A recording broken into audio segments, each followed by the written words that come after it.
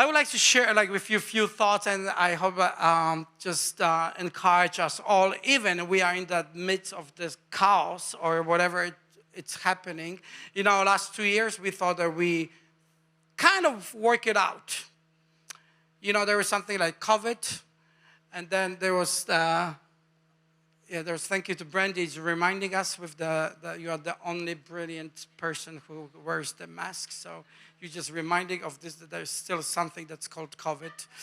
Then we all came out and we are like, yeah, there is something happening. Then the war happened, and now we just all in the midst of that. And as I said, I just want to give you like a few updates. We are involved as a church in many, many things. And our statement is, I would like to ask Pastor Josiah to give us our mission statement for the last 2 weeks. Could you do this in your beautiful? We do a lot of things with different groups, helping with various stuff. That's the official statement, what we can publicly say. For security reasons, honestly, we cannot say anything more. But what is happening, God placed us in incredible, He placed us in the place that we actually helping different groups to reach out to thousands or maybe hundreds of thousands of people. It's absolutely amazing what God is doing. And we are so, so amazed that in the whole midst we can serve others to bring the hope for people. So it's absolutely amazing. And it's like, one day when we all sit down and we just think what happened, that will be crazy. Then we will tell you the story and you will think this is ridiculous. But, just the praise report, we are so blessed that we actually have people who, they gave us the hotel that we can place the refugees there. And what happened, they start talking to their friends that they can give us their hotel because they said, you can trust those people and they're doing amazing work. And we would never done this if they wouldn't be there. So right now we're talking about 3 places. So what we might do, we might have there over 800 people helping, and not just for a night, but for the weeks and months to come. And now, I will say this again. So we know that we know on the news, we see that there is almost 1.7 million of Ukrainians that cross the border. Perspective, a few years ago, there's a refugee crisis in Europe. Whole Europe, within a year, received 1 million refugees. 1 year. 2 weeks in Poland, we had to receive 1.7 million. 2 weeks. That's the scale. So now, big number. But if we don't celebrate small number, like there is Vova that just played. He has his small refugee camp in his house. He has 11 people. Yes, it's a family, but he has 11 people. He does what he can. I was like joking, hey, how is your small refugee camp? Which is huge for most of us. So church, I'm going to say again, and you have to respond in the proper way. The clapping that you gave is horrible. Just be nice. So we're going to celebrate that God is opening the door, that we can, give a peace to people that don't, they just run away. They don't know what to do. To fix your life within a few days, it's impossible. So that's why as a church, we want to make sure that the people have a weeks or months, a place so they can stay and figure out what next. So God opened the door so we can host over 800 people. Now it's time to celebrate.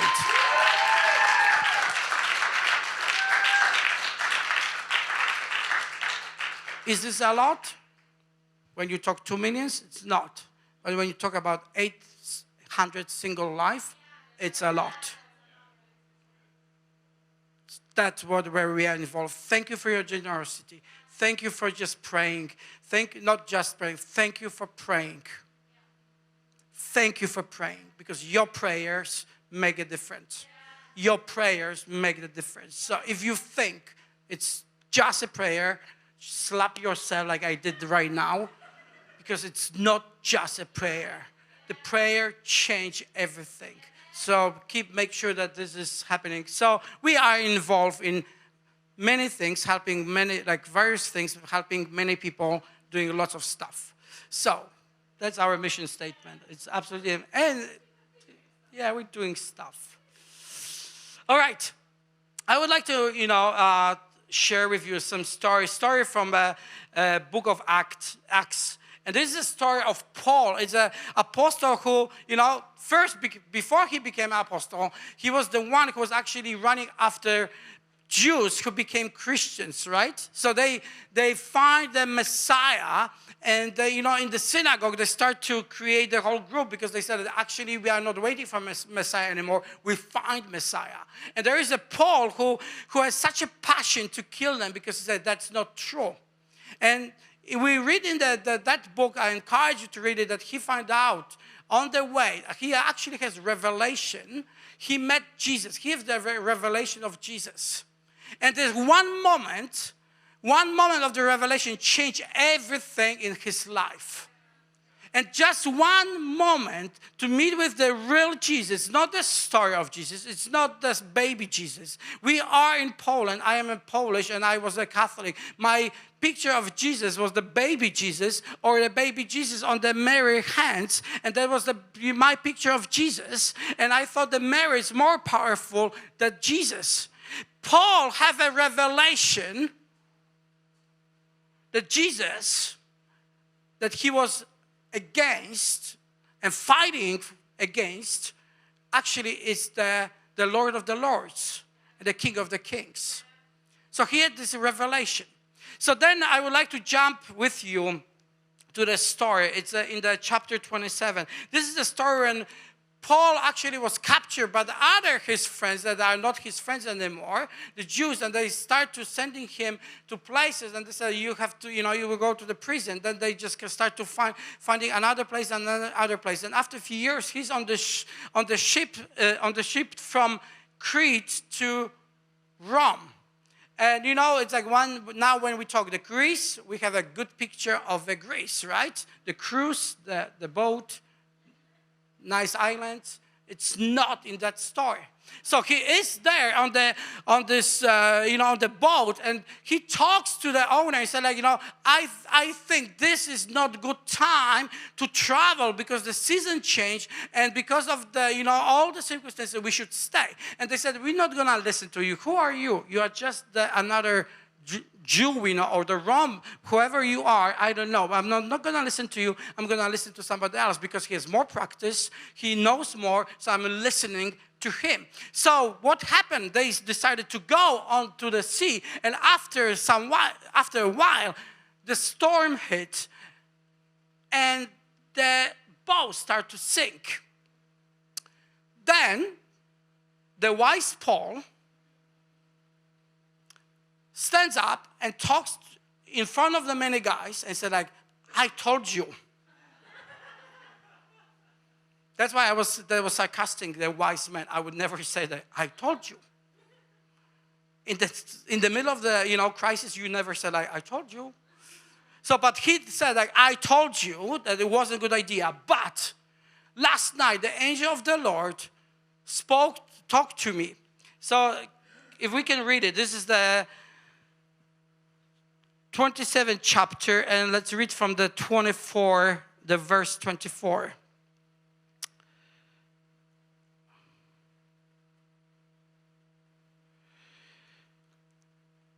Last night, an angel of the God to whom I belong and whom I serve stood beside me and said, do not be afraid, Paul. You must stand trial before Caesar, and God has generously given you the lives of all who you sail with. So keep up your courage, men, for I have a faith in God, that it will happen just as he told me. Nevertheless, we must run a ground on some island. So there is the Paul who said like, you know what? God spoke to me. He sent his angel. He said, we will be safe. But still the boat has to crash. Crazy. God says something, but he said, but still the boat has to crash. I would be a God and I would plan this. There will be amazing story, testimony for Facebook or Instagram, you know. There is this store, God save us, and even in the middle of the storm, our boat, the only boat has been saved and we peacefully landed in the island. Not in the story.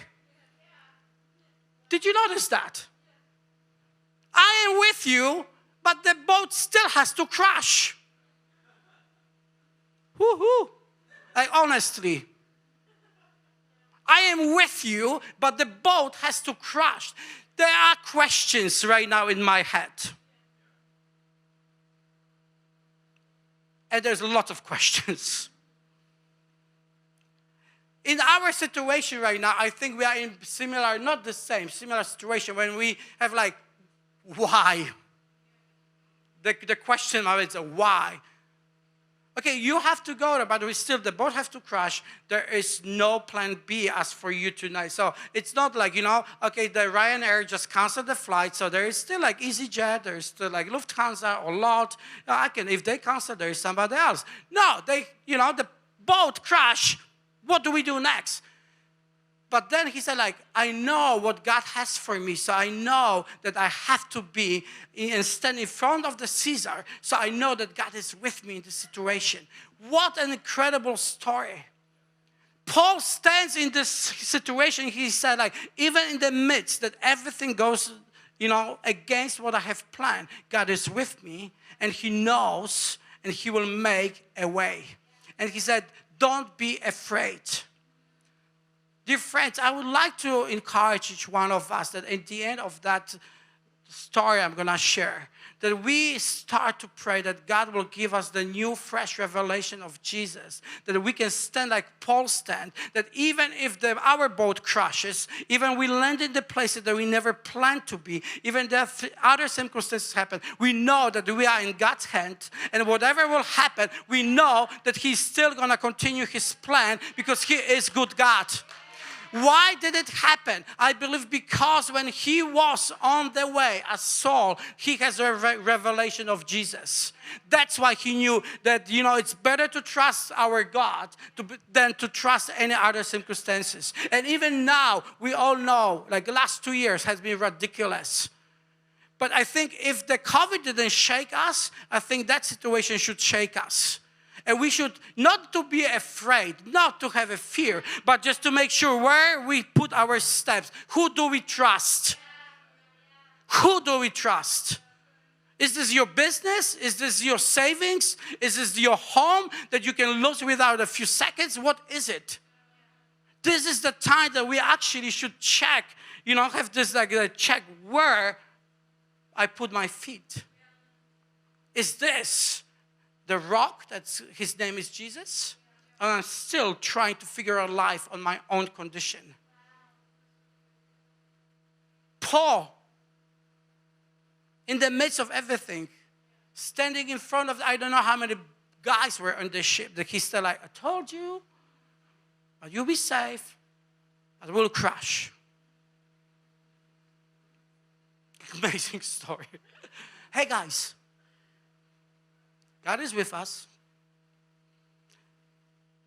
but we're going to crash. What next? I don't know, but God is with us.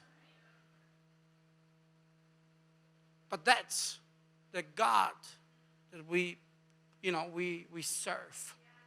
If we learn to trust him, that if we even don't know what is the next step, I think from this one story, we should learn that it's better to put the trust in our God than in any other circumstances. So, Kajik, if I can ask you to come and play.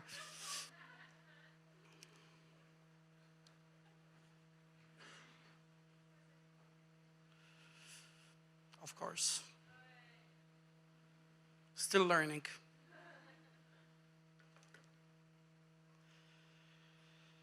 I would like us to open the book of Hebrews. One of my favorite stories, the favorite, passages, when you have the chapter 11, the heroes of faith. You start reading incredible story and your faith just arises and you just think, what a powerful people. And we read there, I will just jump. Now faith is the confidence in what we hope for and assurance about what we do not see. This is what the ancients were commended for. By faith, we understand that the universe was formed at God's command. By faith, Abel brought God a better offering than Cain. By faith, Enoch was taken from his life.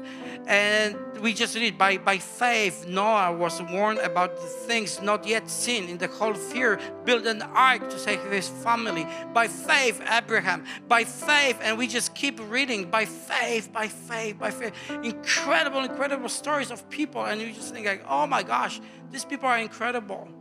Then we go later to the verse number 32. And what more shall I say? I do not have time to tell you about the Gideon, Barak, Samson, Jephthah, David, Samuel, and the prophet who through faith conquered kingdoms. Guys, listen to that. The people like you and me, through faith, they conquered kingdoms. Conquered kingdoms. We are not talking conquering like the next, the neighbor house. They conquer kingdoms. That's our God.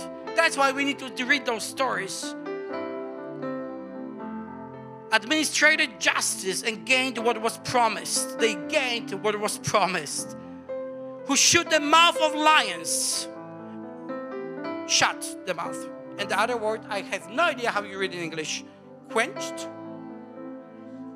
Ooh, I guessed. Good. I'm doing better in English. Now it's time to Ukrainian, so good. By the way, I encourage you to stay for our first ever Ukrainian service because Pastor Josiah is going to preach in Ukrainian and that will be interesting. You got like 40 minutes to pray a lot, so.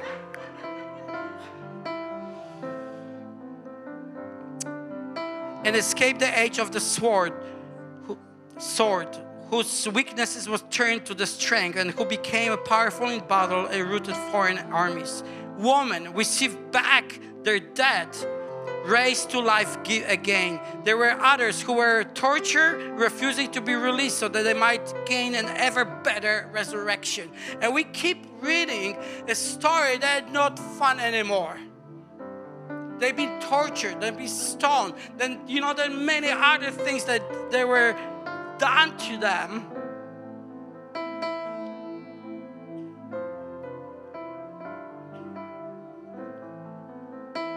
And there was in the 38,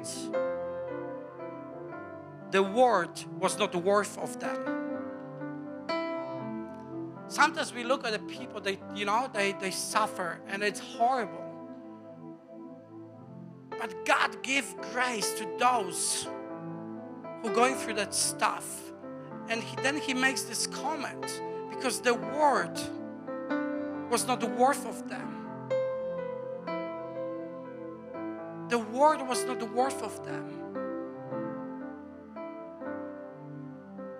You and I, we are here for such a time like this to shine, not to be, full of fear, but to be a people who stand.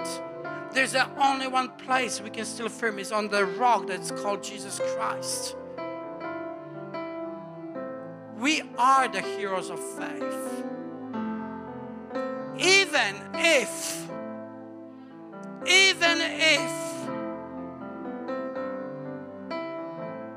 something happened, the word was not worth of them.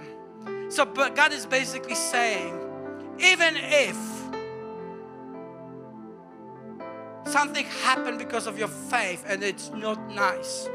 I'm not talking about that your wheels has been something happened to your car. Even if something horrible happened to you, actually God is looking at you. It's like, you know what? Because of you, the world wasn't worth of you. That's why you could receive the power of resurrection earlier. We're serving absolutely almighty God. Church, don't be afraid. Church, now is the time to stand up. Raise up the head. And we know that the hope comes from heaven. It's a time to shine and bring the hope, the strength, the joy to people in our streets, in the country and the Ukraine. This is our time to shine like never before. Why? When this will happen?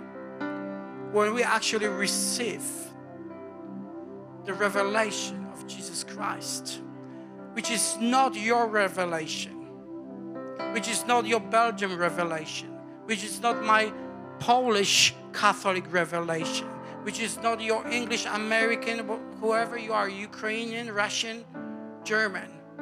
It's a revelation that comes from Holy Spirit. Because then you can know that He is Almighty. I have a picture of Jesus, but He was just a baby.